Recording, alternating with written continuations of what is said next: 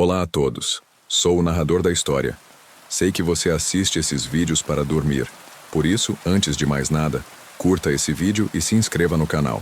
Inclusive, comente aqui embaixo o horário em que você está assistindo esse vídeo. Dito isso, se acomode e relaxe. Vamos começar.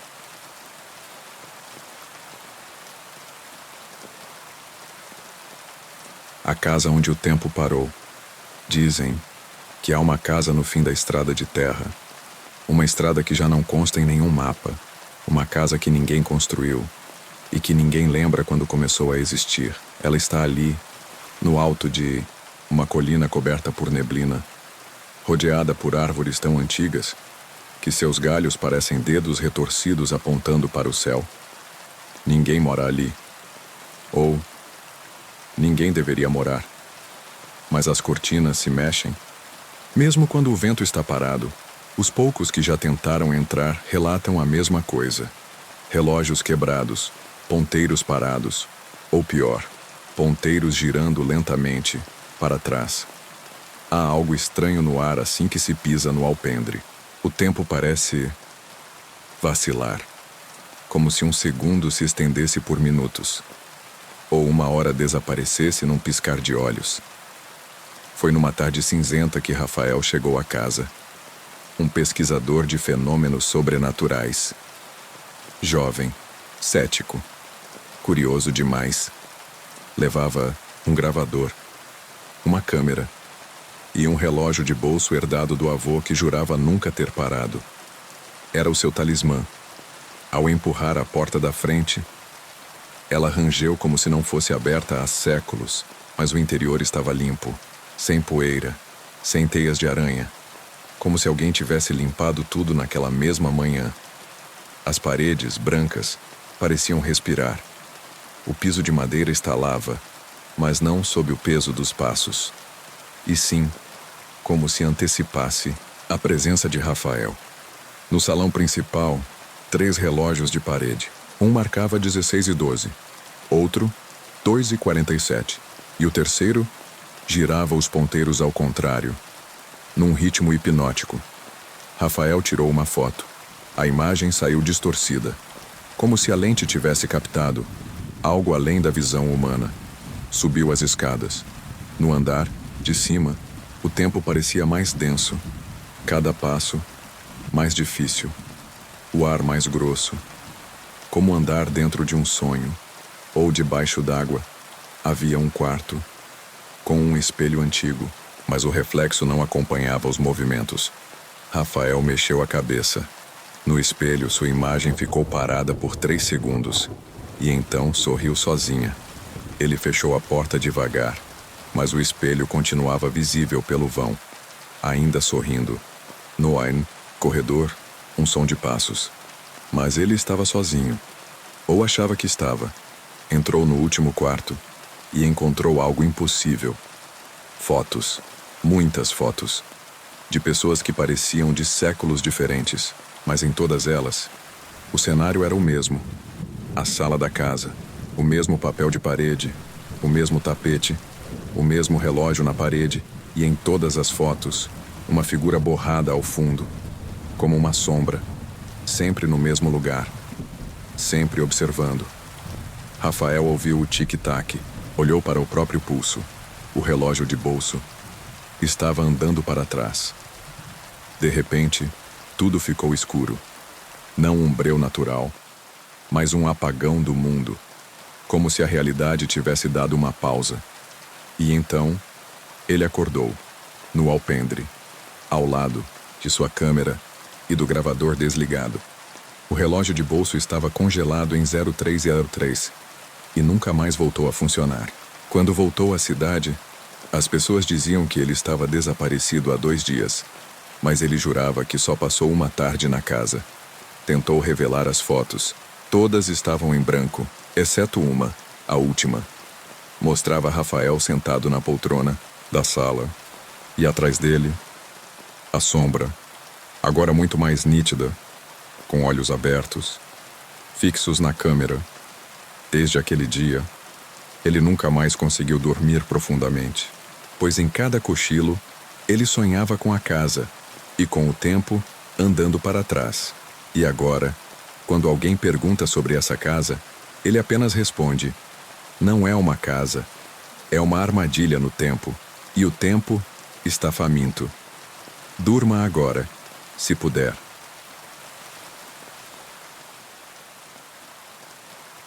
O Homem de Sombras na estrada. Há uma estrada que corta o interior do país. Um trecho esquecido, entre colinas e florestas silenciosas. A maioria dos motoristas evita essa rota à noite.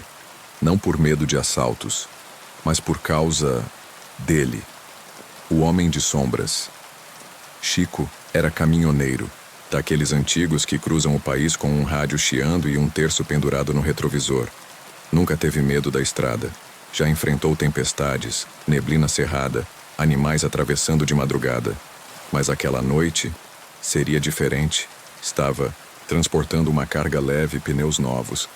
Saiu no fim da tarde e o céu já ameaçava chuva. Quando a primeira gota caiu, ele apenas sorriu. Amava dirigir com o som da água batendo na lataria. Mas naquele trecho, a chuva parecia mais grossa, mais pesada.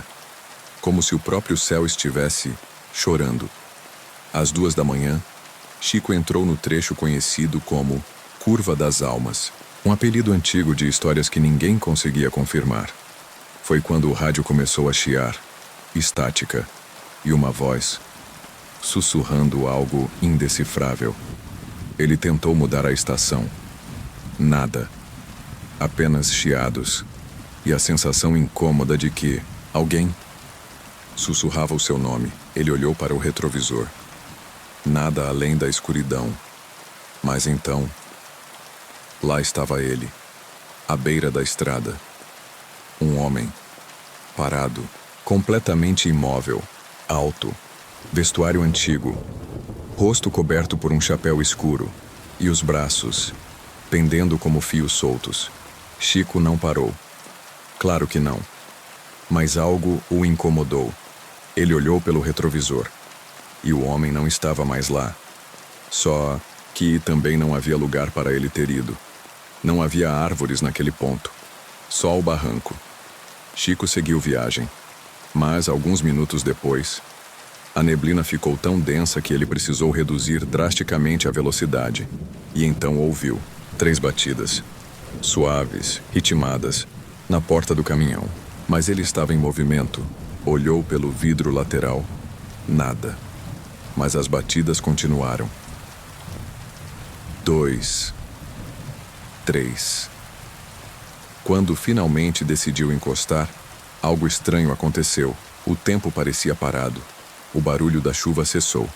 E mesmo com o motor ligado, o caminhão parecia flutuar. Ele saiu da cabine.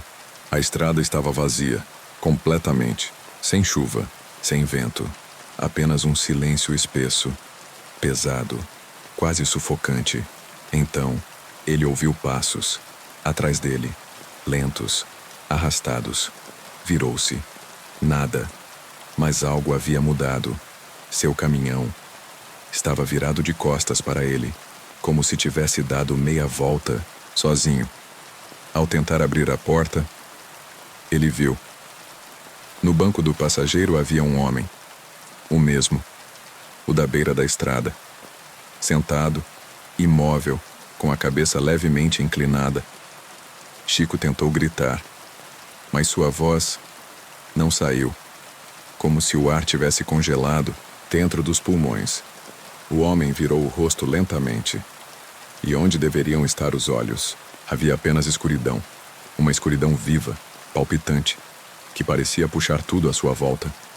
E então, o homem falou, com uma voz seca e cheia de ecos. Você olhou para trás. Chico acordou dentro do caminhão, sozinho, o motor desligado, o rádio em silêncio, e a estrada completamente seca, como se nunca tivesse chovido. O relógio marcava 3h33, mas o GPS mostrava que ele estava parado há quase 6 horas. Quando finalmente ligou o caminhão, percebeu que algo estava no banco do passageiro. Um chapéu antigo, molhado, ele jogou pela janela, pisou no acelerador e nunca mais voltou por aquela estrada.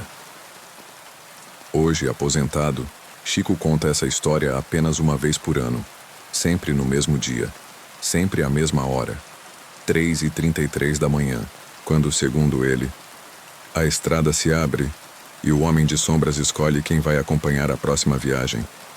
E se um dia, enquanto você dirige sozinho, ouvir batidas leves na porta, não olhe, apenas siga em frente e não olhe para trás.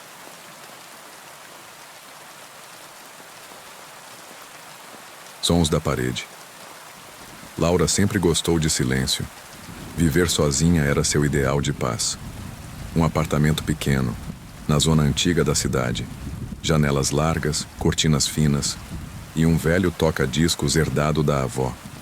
A tranquilidade era tudo o que ela queria, mas o silêncio, descobriu, pode esconder sons que ninguém deveria ouvir. Era uma noite como qualquer outra. Chuva fina, luzes baixas, um chá quente na xícara.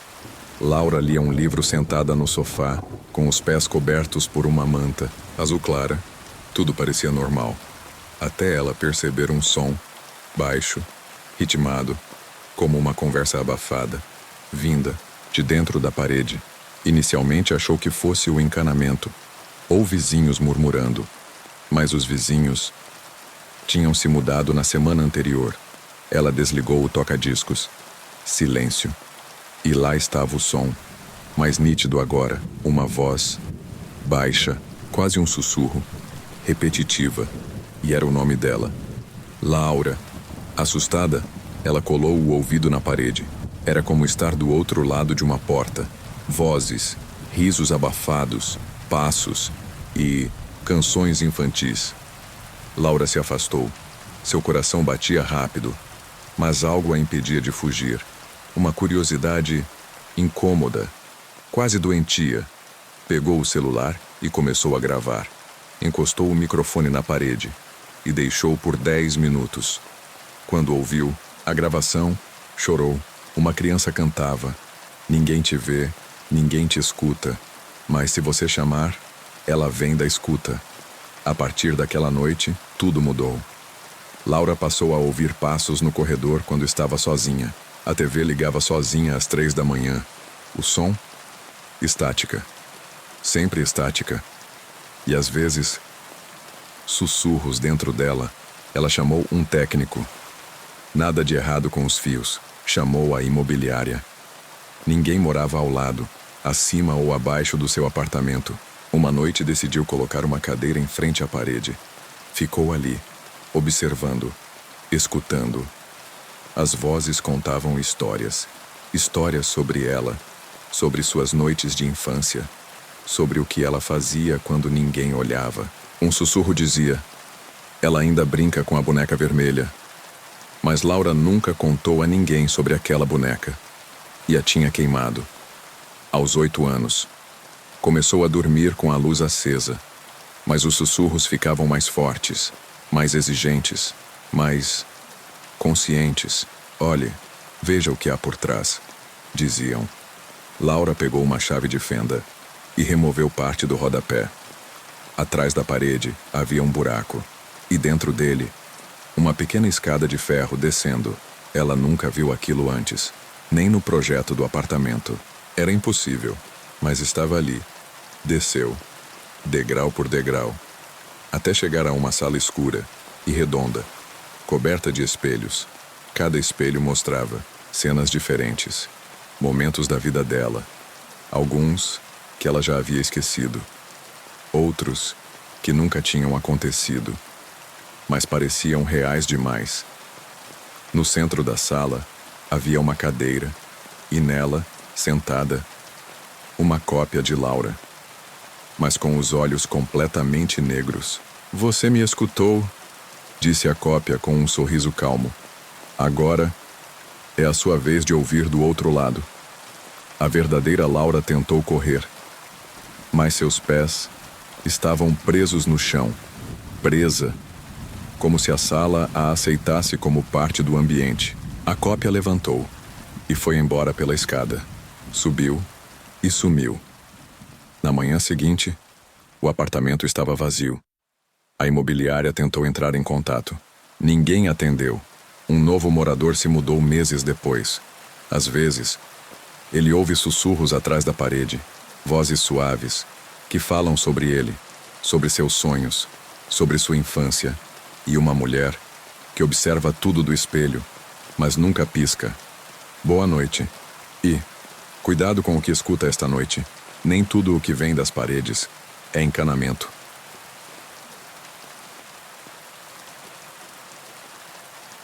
A Vila Submersa.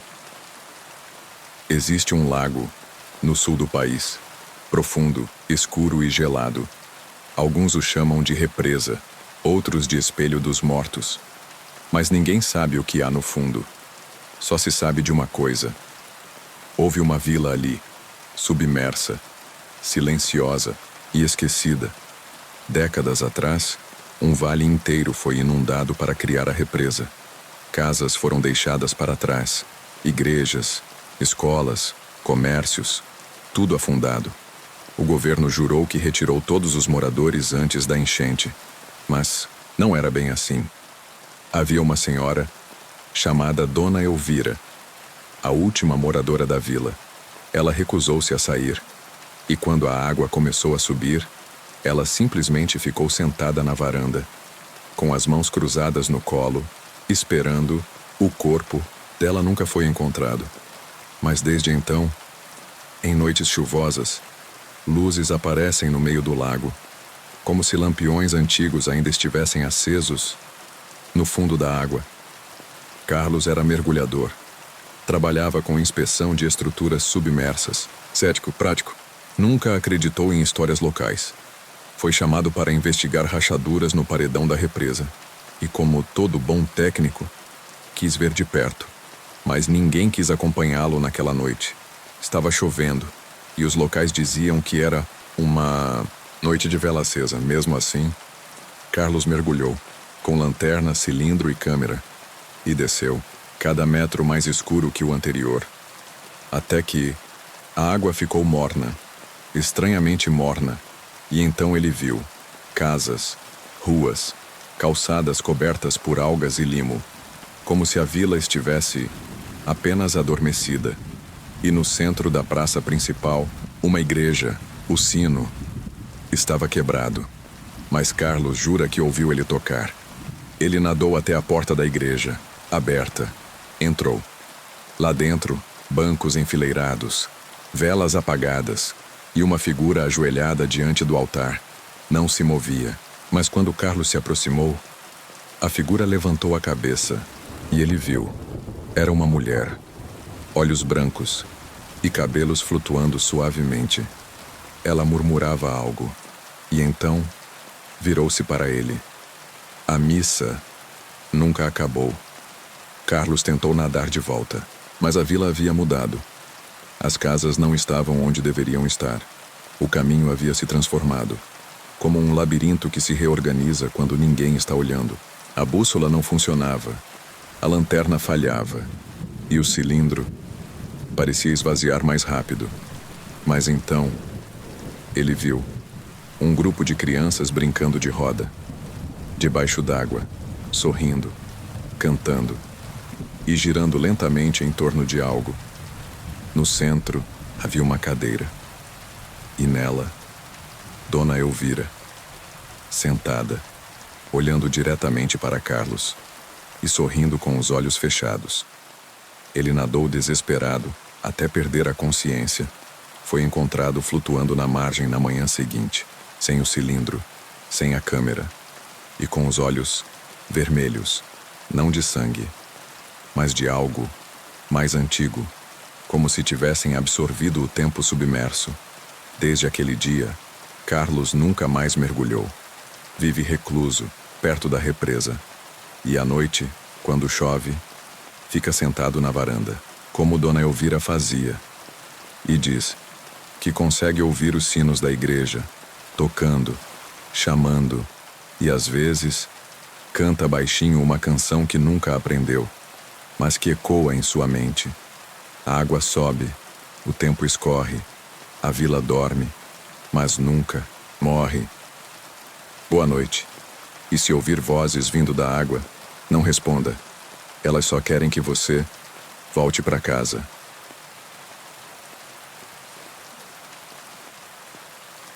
O quarto sem espelhos. Existem hotéis que recebem hóspedes, e existem hotéis que escolhem os hóspedes. Este era do segundo tipo. Era antigo, de madeira escura e com 3 andares tortos, como se o tempo o tivesse empurrado aos poucos para o lado. Ficava no alto de uma serra, cercado por pinheiros altos e um nevoeiro constante. Não havia sinal de celular, nem Wi-Fi e nem espelhos. Quando Ana chegou, o recepcionista sorriu de forma estranha, como se estivesse esperando por ela. Bem-vinda. Temos apenas um quarto vago, o 313, mas aviso desde já. Por favor, não traga espelhos, nem objetos reflexivos. Ela achou que fosse apenas alguma superstição local, talvez lenda de montanha, ou charme de hotel antigo. Mas ela levou um espelhinho pequeno mesmo assim dentro da bolsa. Por hábito. O quarto era simples. Cama de casal, um abajur de vidro fosco e cortinas pesadas como se tentassem esconder a escuridão do lado de fora. Não havia TV, nem espelhos no banheiro. Ana achou estranho, mas naquela noite só queria dormir, até que o vento começou a soprar, por dentro do quarto. As cortinas balançavam, mas as janelas estavam fechadas, e o abajur apagou sozinho. Ela pegou o celular, sem sinal, sem bateria. Então, viu um brilho fraco. Vindo da bolsa, era o espelhinho, aberto, iluminado por uma luz que não existia ali. E no reflexo, um vulto, alto, parado atrás dela, mesmo com o quarto vazio. Ana fechou o espelho com força, mas o vulto continuava na mente dela, como se tivesse atravessado o reflexo. Tentou dormir, mas toda vez que fechava os olhos, sentia uma presença ao pé da cama, imóvel, esperando. Às 3h13 da madrugada, ela ouviu o barulho, como o vidro rachando. Mas não havia vidro no quarto. Levantou-se, seguiu o som e o encontrou. Um espelho, enorme, encostado atrás do armário. Mas não era dela, não fazia parte da mobília. E mesmo assim estava lá. O mais estranho, o reflexo estava atrasado. Demorava alguns segundos para acompanhar os movimentos. E às vezes, mostrava coisas que não estavam ali. Atrás dela, no reflexo, a porta do quarto se abria, lentamente, mas ao se virar, ela continuava fechada. No reflexo, algo entrou no quarto, mas no mundo real, nada. Ela se aproximou do espelho e encostou a mão. Fria, muito fria. E então, o reflexo sorriu. Não, ela, o reflexo, independente. Você me viu. Agora sou real. A superfície do espelho se ondulou, como água. E algo puxou Ana. Na manhã seguinte, o quarto 313 estava vazio, mas o espelho estava lá. Um novo hóspede chegou no dia seguinte, recebido pelo mesmo recepcionista. Seja bem-vindo. Quarto 313 está disponível. Só um aviso. Não traga espelhos. Ninguém nunca soube o que houve com Ana. Mas se você for um dia a um hotel antigo, no alto de uma serra, e se ficar no quarto 313, não leve espelhos, pois o reflexo pode estar esperando, e ele está com saudade de sair. Durma bem, mas antes de fechar os olhos, verifique se há algo atrás de você, no reflexo.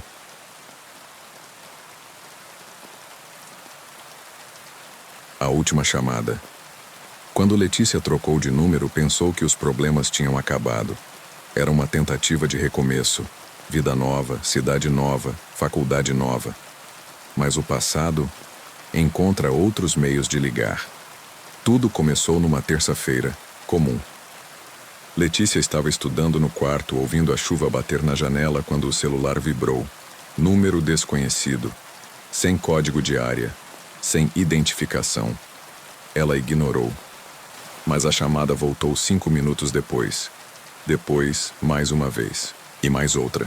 Até que finalmente atendeu. Alô? Silêncio. Depois, uma voz. Filha? É a mamãe. Você está bem? O sangue de Letícia gelou. A voz era idêntica à de sua mãe. Mas havia um problema. Sua mãe tinha morrido fazia 2 anos. Isso não é engraçado, disse Letícia desligando na hora. Mas o celular continuou tocando, mesmo no modo avião, mesmo desligado, e sempre com a mesma voz. Filha, eu te amo. Você me ouve? Nas noites seguintes, as chamadas continuaram, cada vez mais longas, e com novas vozes. O pai, a avó, o irmão mais velho, que morreu quando ela era criança. Todos eles. Ligando. Conversando com ela. Contando histórias da infância. Relembrando coisas que Letícia nem sabia que lembrava. E o mais assustador, era tudo real. Detalhes que ninguém mais poderia saber. Ela procurou explicações, lógicas. Falhas na rede, brincadeira de mau gosto, algum golpe. Mas nenhuma dessas explicações fazia sentido. As vozes estavam ficando mais presentes, mais lúcidas, mais próximas. E então, vieram as mensagens. Estamos sentindo sua falta. Fica mais um pouco. Você também sente, não sente? Mensagens de texto apareciam no celular, mesmo sem chip, mesmo com a bateria retirada. E um dia, uma nova mensagem. Queremos te mostrar algo. Naquela noite, o celular tocou às 3h03. Letícia, exausta e abalada, atendeu. Oi? Quem está aí? Sou eu, disse a avó com voz serena. Mas hoje, quero que você ouça outra pessoa. Uma nova voz entrou na linha. Uma voz que Letícia nunca tinha ouvido, mas a voz a conhecia. Oi, Letícia? Eu sou você, do futuro. Ela achou que fosse um trote, mas a voz começou a contar. Coisas que ainda não haviam acontecido. Amanhã, você vai deixar a chave cair no elevador. E na semana que vem, vai receber um e-mail da faculdade. Tudo aconteceu exatamente como a voz previu. Letícia entrou em pânico. Isolou-se. Parou de atender o telefone.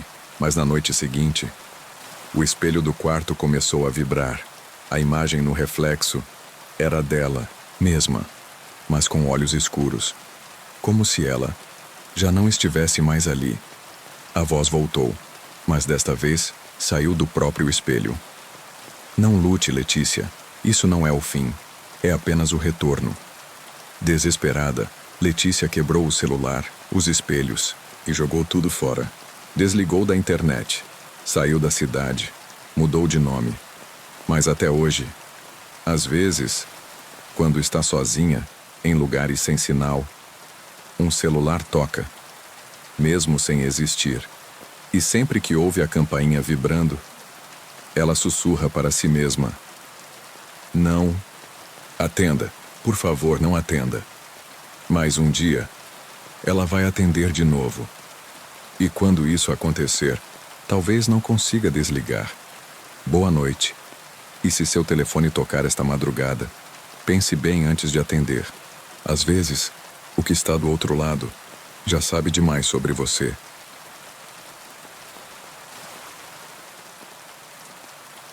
O Homem da Janela 4 Bills, edifício Costa Nobre.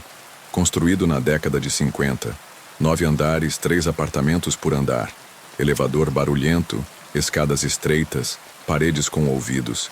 Era o tipo de prédio em que todos se conheciam, ou pelo menos achavam que conheciam. Lucas morava no 5º andar, apartamento 5A. Tinha se mudado fazia pouco mais de 2 meses. Achava o lugar silencioso demais, mas para quem buscava paz depois de uma separação difícil, isso era perfeito. Até que começou a notar algo estranho no apartamento 4B. O primeiro sinal veio durante uma madrugada chuvosa. Lucas levantou para beber água. Passou pela sala, olhou pela janela e viu uma luz acesa embaixo no prédio ao lado, apartamento 4B. Mas era a posição do homem que o perturbou. Ele estava de pé, parado, com o rosto colado ao vidro, e olhando diretamente para cima, para ele. Lucas congelou. A figura não se movia, não piscava, apenas olhava. Acenou, por impulso. Nenhuma reação. No dia seguinte, perguntou ao porteiro. Quem mora no 4B? O porteiro franziu a testa. O 4B está vazio, senhor. Ninguém aluga desde 2009. Depois do incidente, Lucas quis saber mais. Mas o porteiro se recusou a explicar. Melhor não mexer com isso, seu Lucas. Tem coisa que é melhor deixar quieta. Na noite seguinte, mesma coisa. Chuva. Silêncio. E a figura parada, olhando. Lucas tentou fotografar. A imagem saiu borrada. Tentou filmar. A câmera travava. A lanterna piscava sozinha, até que, numa madrugada às 3h33, ele viu a figura se mover. O homem deu um passo e sorriu. Um sorriso largo, rígido, como se o rosto não estivesse acostumado com aquela expressão. Dias depois, Lucas passou pelo 4º andar. A porta do 4B estava entreaberta. Não resistiu. Empurrou devagar. O apartamento estava escuro, frio, cheiro de mofo e algo doce, como flores velhas. Caminhou até a sala. A janela estava aberta, o vidro limpo demais, e ali, no chão, uma foto antiga, de 2009, com o nome do morador, Rafael Moura, e a data do falecimento, 23 de junho de 2009. Na foto, era o mesmo rosto que Lucas tinha visto na janela. Ele correu, trancou sua porta, desligou todas as luzes, mas às 3h33, a campainha tocou. 1, 2, 3 vezes. Ele não atendeu, mas pela fresta da porta, viu uma sombra, parada, imóvel. No dia seguinte, perguntou novamente ao porteiro: quem foi Rafael Moura? O porteiro suspirou fundo. Era um morador antigo, sofria de insônia. Passava as madrugadas na janela, olhando o céu. Dizem que um dia ele pulou, mas o corpo nunca foi encontrado. Desde então, todo morador novo que ignora o 4B recebe visitas. Lucas se mudou naquela semana. Nunca mais voltou ao prédio, mas às vezes, quando está em um apartamento alto, durante a chuva, olha pela janela e o vê, parado, imóvel, no prédio ao lado, observando. Boa noite. E se alguém te observar pela janela esta noite, apenas feche a cortina e não olhe de volta.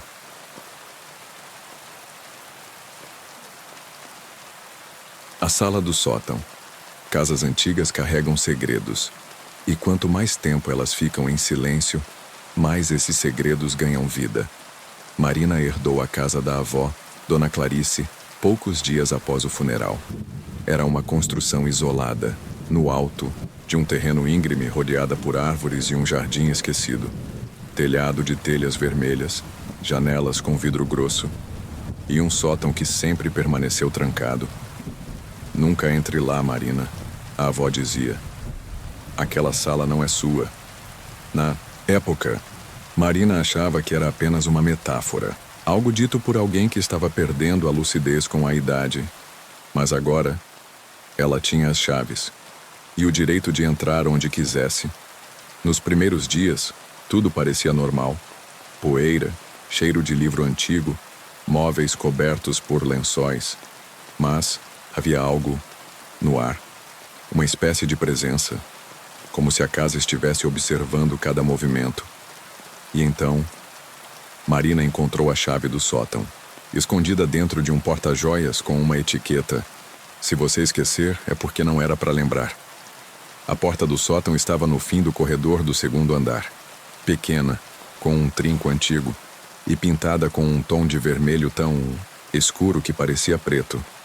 Ao abrir, um vento gelado escapou, e uma onda de vertigem atingiu Marina. A escada subia em espiral, Cada degrau rangia como se fosse o primeiro a ser pisado em décadas. Lá em cima, a sala era diferente do resto da casa. Estava limpa, organizada, iluminada por velas que não tinham derretido. No centro, uma poltrona virada para a parede. E diante, tela, quadros. Quadros com retratos, crianças, jovens, mulheres. E em todos eles, a mesma expressão. Olhos fixos, como se estivessem observando o observador. Mas havia um quadro que a deixou sem fôlego. Um retrato de si mesma, Marina, mas mais velha, com cabelos grisalhos e uma cicatriz no queixo, que ela ainda não tinha. A legenda no quadro dizia: Marina, retorno, 1409-2053. Assustada, ela tentou sair da sala, mas a escada não estava mais lá. A porta sumira, e agora havia apenas uma janela, que dava para um campo que ela nunca vira antes. O tempo parecia ter parado, ou avançado, ou girado. Ela começou a ouvir passos do outro lado da parede. Vozes, chamando seu nome. Marina. Marina, está aí? Mas eram vozes dela mesma, com tons diferentes, mais novas, mais velhas, mais tristes. No chão, havia um caderno, aberto na primeira página. A sala é uma memória. Não se entra nela. Se volta a ela. E então, as velas começaram a se apagar, uma por uma. Apenas a da poltrona ficou acesa. E nela, alguém sentado. Era Marina. Mas não era. Era uma versão dela que já havia ficado presa ali. E sorria com um olhar vazio. Você voltou cedo demais. Agora tem que esperar como eu esperei. Quando Marina acordou, estava no jardim. Era manhã, mas tudo parecia diferente. Como se o tempo tivesse passado. As flores estavam secas, as árvores maiores. A casa, abandonada, voltou correndo até a porta. Mas estava trancada por dentro. No reflexo da janela, viu a si mesma, lá dentro, na poltrona. Desde então, Marina vive com a dúvida. Saiu da sala? Ou foi apenas mais uma versão que escapou? Ela não tem certeza. Mas às vezes, no meio da noite, sente uma atração irresistível por sótãos, escadas e portas pequenas demais. Boa noite. E se você encontrar uma porta onde nunca havia uma, pense bem antes de entrar. Nem toda a sala foi feita para você lembrar.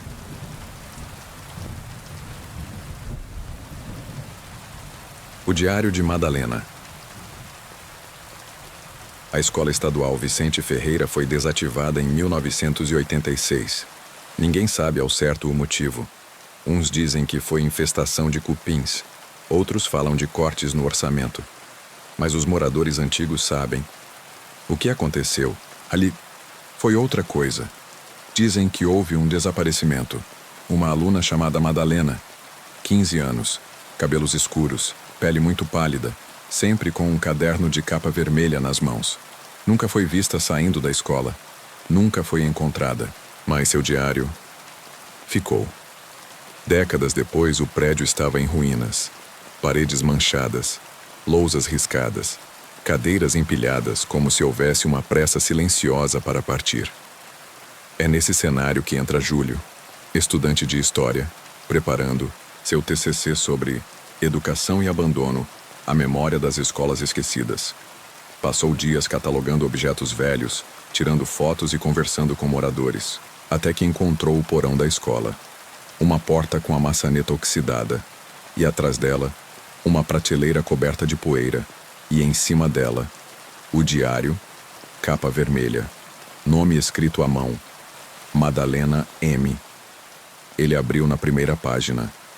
Se eu desaparecer, este caderno vai me lembrar. As primeiras anotações eram comuns, dia a dia escolar, brigas entre colegas, cartas de amor nunca entregues. Mas a partir da página 37, as coisas mudaram. Tem uma sala que não aparece no mapa. A professora me olha mesmo quando está de costas. Hoje o quadro negro me respondeu. As entradas ficavam cada vez mais desconexas, mas também mais precisas. Em 11 de abril, às 17h12, eu vou sumir. O chão da sala 2 vai me engolir. Não é morte, é troca.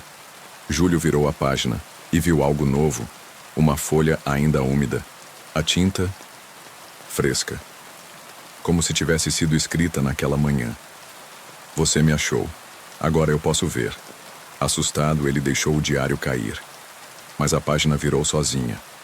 E mostrou uma nova entrada, escrita diante dos olhos dele. Você entrou no lugar dela. A partir de agora, alguém vai escrever sobre você. Júlio saiu correndo, abandonou a pesquisa, mas o diário apareceu na mochila. Toda manhã, uma nova página, com descrições exatas de tudo o que ele viveu no dia anterior. Inclusive pensamentos que nunca disse a ninguém. Um dia, ele tentou queimá-lo, mas as cinzas formaram palavras no chão. Fogo limpa a página, mas não apaga a história. Hoje, Júlio vive recluso. Não estuda, não sai, não dorme com o diário no quarto, mas às vezes escuta passos no corredor. Passos de alguém leve, jovem, de uniforme escolar. E nas madrugadas, encontra seu próprio nome escrito em páginas que não lembra de escrever. A última entrada dizia: quando ele esquecer quem é, eu volto a ser Madalena. Boa noite. E se encontrar um diário antigo, pense bem antes de abrir. Alguns cadernos continuam escrevendo sozinhos.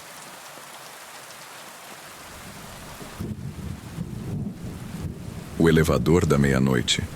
Existem prédios onde o tempo parece escorrer pelas paredes, onde o concreto guarda sussurros, e os elevadores sabem mais do que deveriam.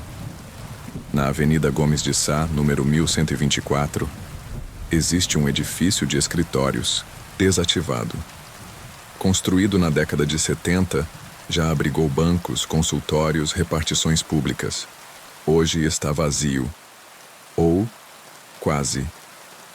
Funcionários da segurança evitam falar sobre ele, mas há uma história que atravessa os anos como um eco. Um elevador que aparece apenas à meia-noite, sem botão, sem número, sem destino. Miguel era vigia noturno.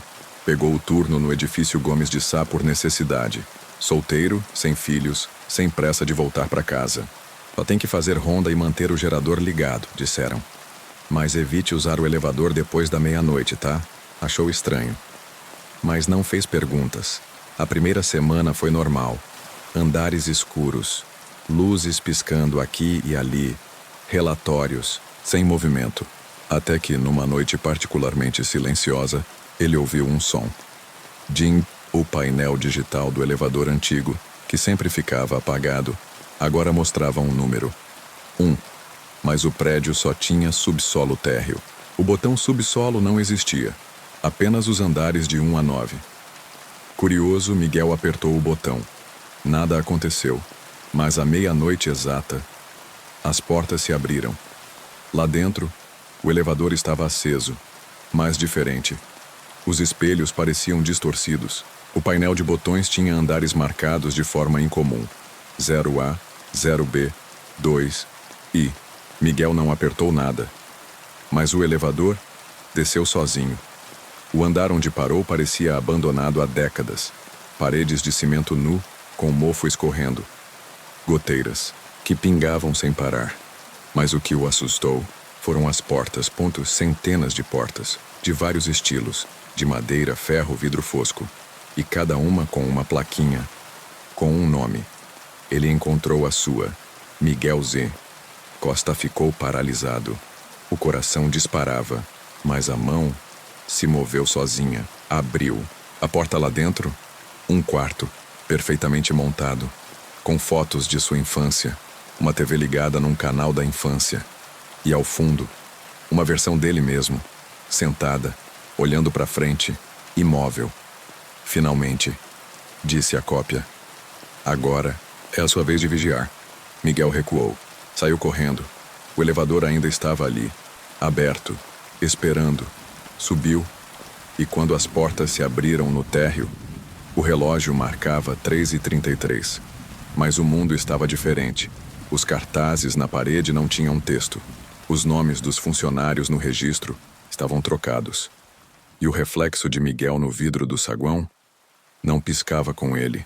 Ele nunca mais encontrou aquele elevador.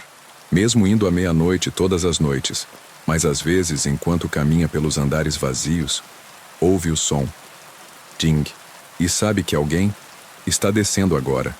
Um ex-funcionário relatou anos depois. Quando você entra no elevador da meia-noite, ele mostra o que foi deixado para trás. Mas cuidado. Às vezes o que você deixou está esperando por você. Boa noite. E se o elevador tocar à meia-noite, deixe passar. Nem tudo que desce, volta.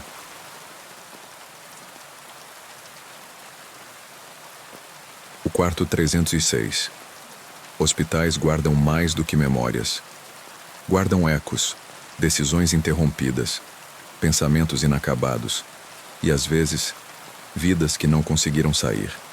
O Hospital São Martinho foi fechado em 1993. Ficava no topo de uma colina isolada, rodeado por mato e silêncio. Diziam que era referência em neurologia e psiquiatria. Até que, do nada, todas as atividades cessaram.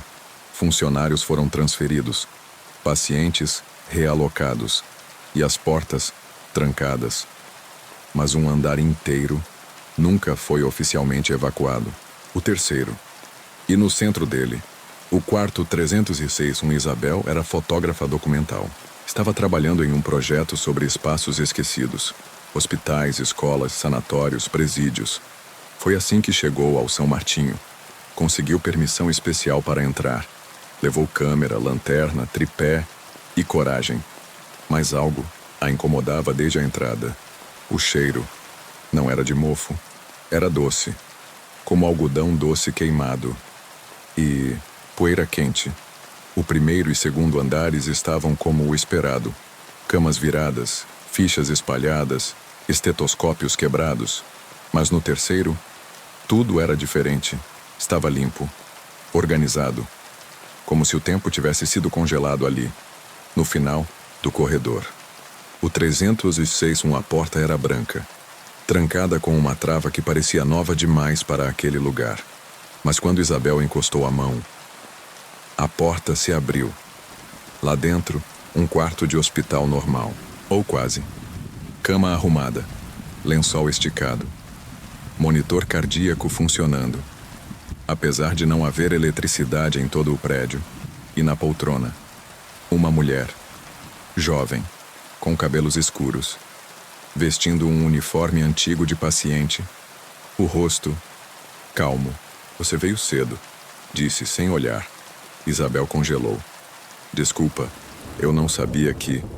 Ninguém sabe, respondeu a mulher. Mas mesmo assim chegam. De repente as luzes do quarto piscaram. Fotos começaram a aparecer na câmera de Isabel, mesmo sem ela tirar. Eram imagens de si mesma, dormindo, andando pelo hospital, sentada, no quarto 306. Eu sonhei com isso, murmurou Isabel. Já estive aqui antes. A mulher sorriu. Todas as versões de você já passaram por aqui. O quê? A parede ao fundo se transformou. Agora havia uma janela, e atrás dela, cenas de outras vidas. Isabel criança, Isabel idosa, Isabel que escolheu outros caminhos. Cada uma vivendo uma realidade diferente, como canais em uma TV quebrada.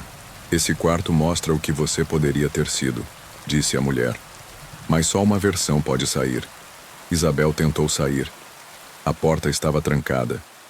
O monitor cardíaco começou a apitar. Bip, bip, bip. A mulher desapareceu.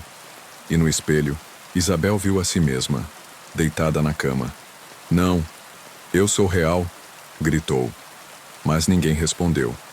Apenas o som do monitor e a chuva fina começando lá fora. Na manhã seguinte, a equipe de apoio encontrou a câmera no chão, com dezenas de fotos novas, todas de Isabel, mas com pequenas diferenças. Cabelos ruivos, olhos castanhos, cicatriz na bochecha, sorriso ausente, versões de alguém que nunca esteve ali. E o quarto 306 estava novamente trancado, como se ninguém tivesse entrado. Alguns dizem que o terceiro andar do Hospital São Martinho nem existe mais. Foi demolido, apagado dos registros. Mas quem se perde entre corredores abandonados? Às vezes ouve um bip vindo de cima. E sussurros, dizendo: ainda não escolhi. Boa noite. E se um dia você acordar em um lugar onde não lembra de ter dormido, talvez você tenha voltado ao 306.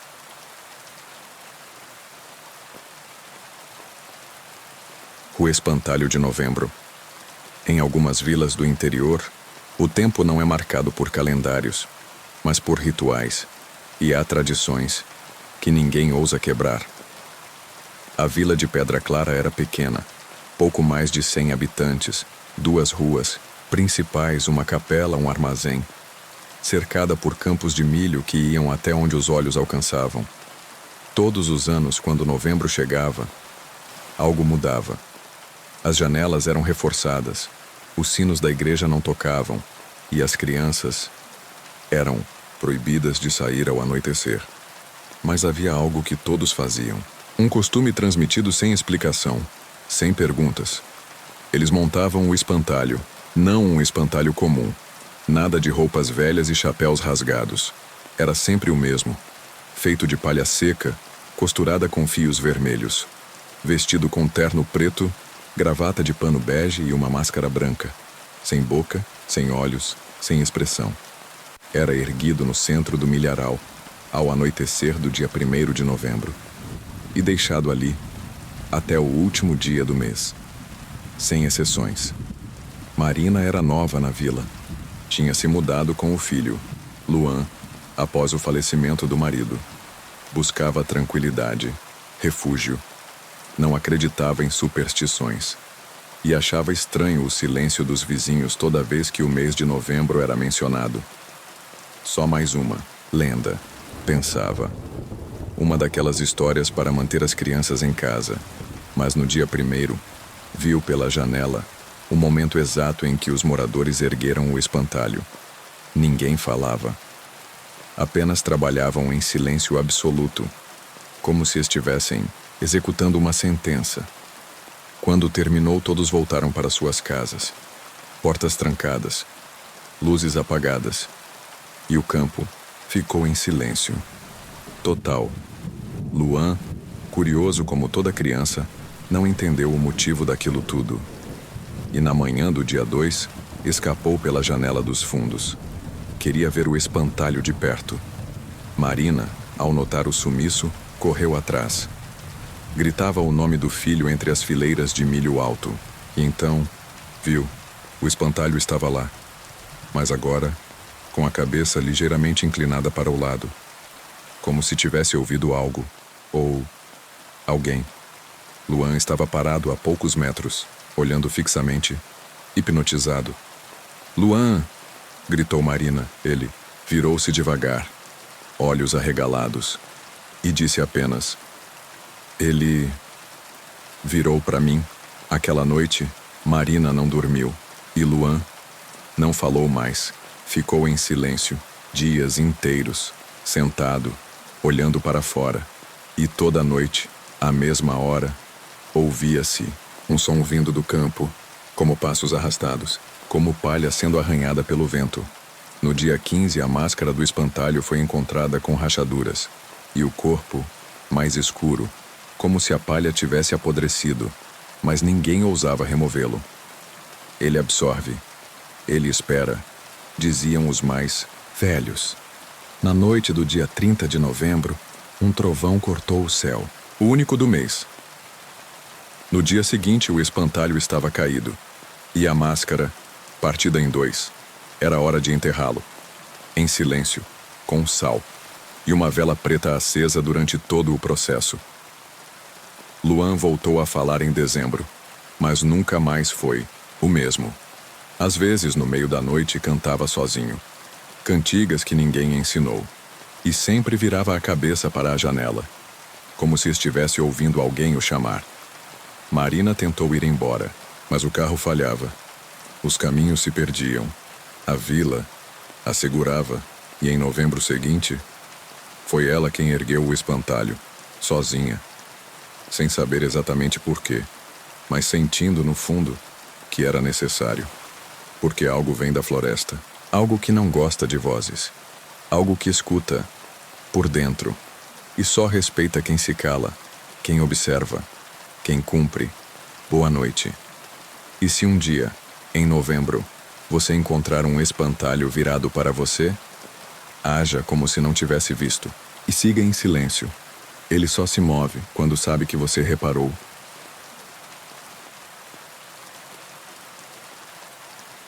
A menina no andar de cima. Nem todo barulho de passos é sinal de que alguém está vindo.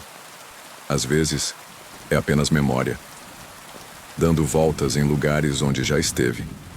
Letícia se mudou para uma pensão no centro histórico da cidade. Era uma daquelas construções antigas com chão de madeira, portas de vidro fosco e escadas estreitas. O lugar parecia parado no tempo, e era exatamente isso que ela procurava. Estava começando de novo. Após o fim de um relacionamento longo, um luto silencioso e um esgotamento emocional que não sabia nomear. A pensão ficava numa rua esquecida, onde o silêncio parecia grudar nas paredes. Quase ninguém falava, mas o aluguel era barato. E o quarto tinha uma vista para a torre do relógio. Letícia achou romântico. Nos primeiros dias, tudo correu bem. Mas a terceira noite... Começaram os passos, sempre às 3h07 da manhã, no andar de cima. Passos leves, curtos, como de uma criança descalça. Ela achou que fosse um hóspede. Ou talvez barulhos da estrutura antiga. Mas quando perguntou à dona da pensão, recebeu uma resposta curiosa. Ah, o andar de cima está fechado há anos. Como assim? Eu ouvi passos lá em cima. Impossível, ninguém mora lá. Então o que tem no andar de cima? Silêncio. Mas eu ouvi. Moça, é melhor não dar atenção. Letícia riu. Achou que fosse exagero. Mas naquela noite, os passos voltaram.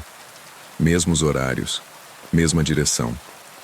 Só que, dessa vez, os passos pararam sobre o teto do quarto dela. E ali ficaram, parados. E então ela ouviu um som mais agudo, como se arranhassem madeira ou escrevessem algo no chão. No dia seguinte, procurou por sinais e encontrou no teto do quarto, bem acima de sua cama, uma palavra arranhada. Oi. Tentou ignorar, mas à noite, os passos voltaram e com eles, uma risada infantil, contida. Como uma criança que esconde um segredo e não consegue segurar o riso. No dia seguinte, Letícia decidiu subir. A escada que levava ao andar de cima estava empoeirada, mas firme. Ao chegar no topo, encontrou a porta trancada com uma corrente grossa. Mas havia uma abertura lateral, um pequeno compartimento de ventilação aberto. Por ele, ela viu um corredor, e no fim dele, uma boneca, sentada, virada para a parede, vestido branco, cabelos desfeitos, e atrás da boneca, alguém muito pequeno, de pé, observando o nada. Letícia caiu para trás, desceu correndo, mas à noite, a boneca estava encostada na porta do quarto dela, molhada, fria. O bilhete preso à boneca dizia: "Você viu." A partir daquele dia, os passos mudaram de lugar. Agora vinham do corredor, do lado de fora da porta, depois do banheiro, depois de dentro do armário. Letícia começou a ter pesadelos com uma menina de olhos fundos, cantando baixinho, enquanto caminhava em círculos ao redor de sua cama. E toda vez que acordava, o relógio marcava 3h07. Desesperada, ela confrontou a dona da pensão. Quem era a menina? Não fale dela. O que aconteceu aqui? A mulher hesitou e por fim respondeu. Era minha filha. Morreu. Muitos anos atrás. Brincando no andar de cima. Ninguém sabe como, mas ela ainda caminha. Naquela noite, Letícia decidiu que iria embora no dia seguinte. Arrumou as malas, trancou o quarto, deitou-se com os fones nos ouvidos. Mas adormeceu. Às 3h07, acordou com o som da porta abrindo sozinha e viu uma menina parada à beira da cama, sem sombra, sem expressão. Posso dormir aqui hoje? Letícia tentou responder, mas sua voz não saiu. Seus olhos pesaram, e como uma névoa densa, o mundo foi se apagando. Na manhã seguinte, o quarto estava vazio, a cama feita, a mala ainda ali. Mas Letícia, não. A única pista era a palavra oi, escrita na parede. Desde então, novos hóspedes ouvem passos às 3h07 e, às vezes, uma voz infantil atrás da porta dizendo: "Posso dormir aqui hoje? Boa noite." E se ouvir passos acima de você, não olhe. Às vezes é só alguém esperando um quarto vago.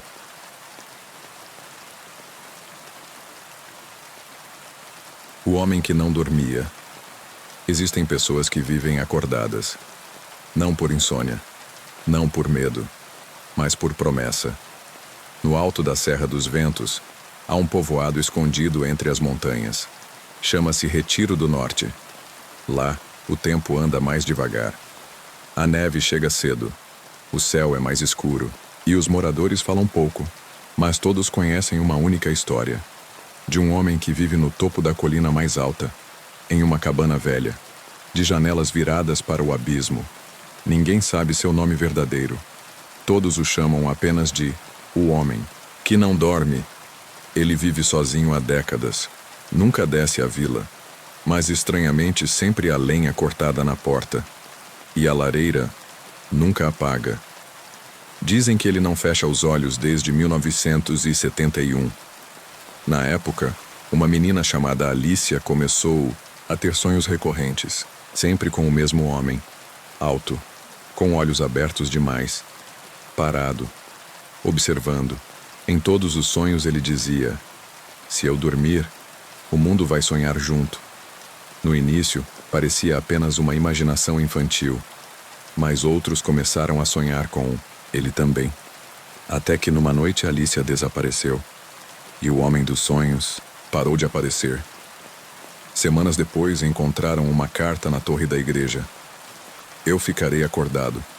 Enquanto eu vigiar, ninguém mais será levado."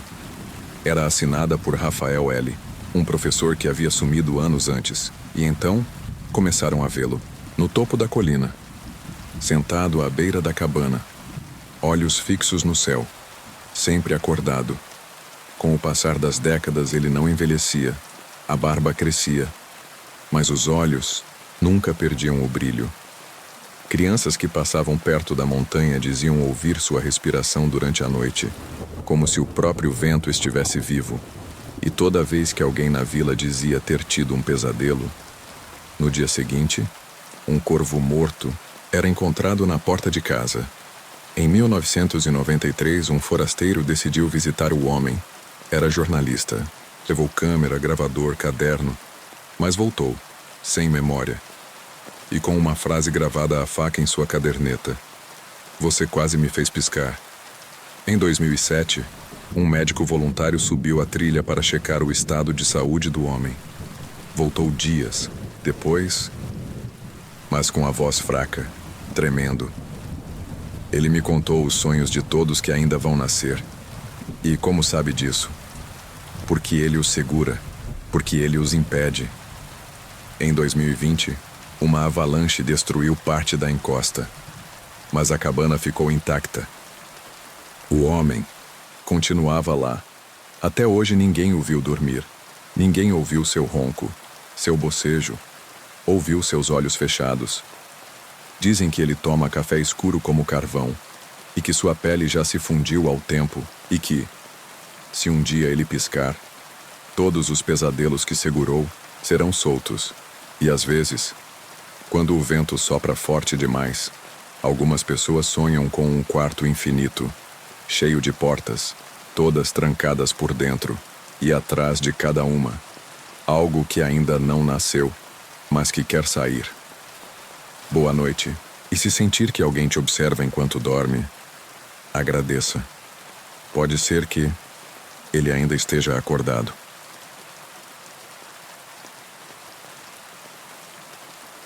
A canção da chuva.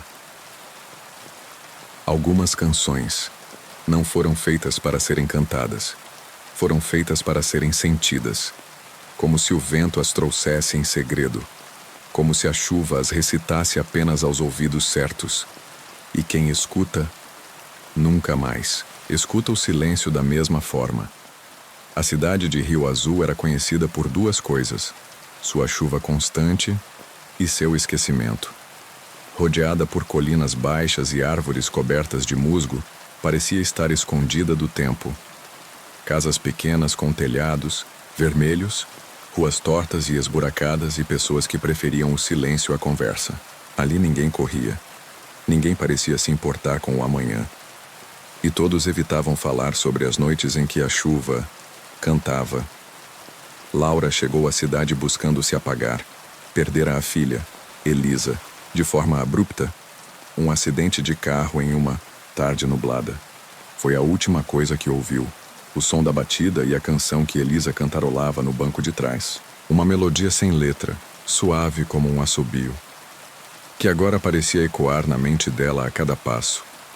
A casa que alugou era simples, feita de madeira úmida, com janelas antigas e uma varanda voltada para o rio. O corretor recomendou colocar panos nas frestas. A água entra até pela respiração, ele disse, mas Laura não se importava.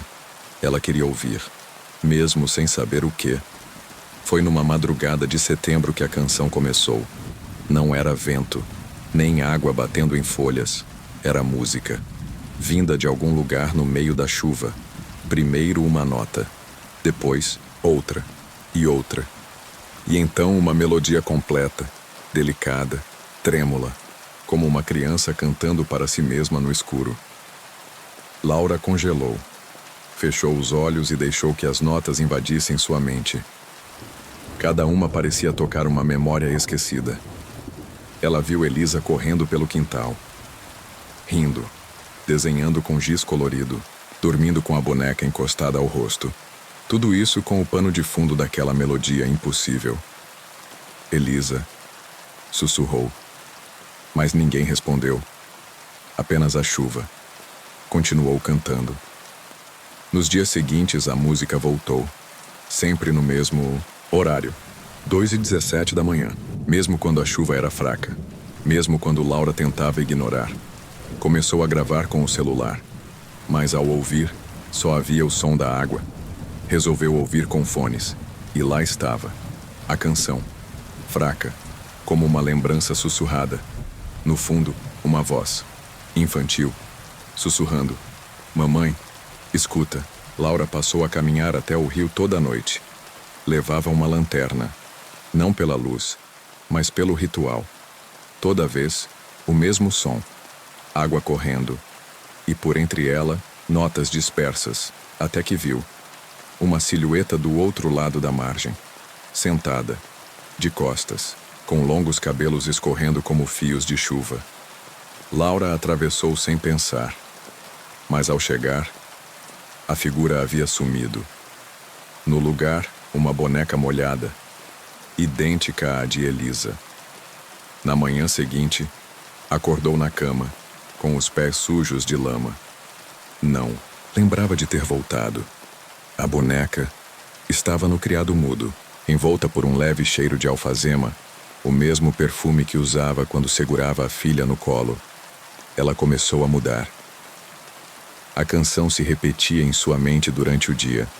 Escrevia trechos dela em pedaços de papel, guardava nas gavetas, entre as roupas dentro dos livros. Em um caderno registrava palavras que surgiam durante a noite, como se sonhasse versos que não lembrava ao acordar. E então, começou a cantar junto. Primeiro, baixinho, depois com confiança, e a melodia fluía como se sempre tivesse sido dela. Mas havia um preço. Laura começou a esquecer. Esqueceu o caminho até a mercearia, o nome da vizinha que a ajudou na mudança, a cor dos olhos da própria mãe, e então, esqueceu o rosto de Elisa. Não conseguia mais lembrar dos traços, somente da voz e da melodia. As pessoas da cidade começaram a notar. sussurravam quando ela passava. Uma mulher disse: "A chuva levou o rosto dela." Outra afirmou que viu Laura parada na beira do rio, falando com o nada. Outros juram que ela cantava para a água, e a água respondia. Na última noite, Laura deixou a porta da casa aberta. Desceu os degraus da varanda como quem volta para casa. Na mão, segurava a boneca. Foi vista pela última vez às 2h17, sentada na margem do rio com os pés dentro da água, cantando. Desde então, a canção mudou. Agora há duas vozes, uma aguda, jovem, e outra mais grave, mais lenta, que parece seguir a primeira como um eco emocional. Elas cantam juntas, sempre às 2h17, sempre sob a chuva, e dizem que se alguém escutar até o final, se cantar junto nota por nota, uma terceira voz se une, a sua boa noite, e se a chuva cantar para você esta madrugada, escute, mas cante apenas com a alma, nunca com a voz, porque a canção da chuva é o último sussurro de quem já foi esquecido.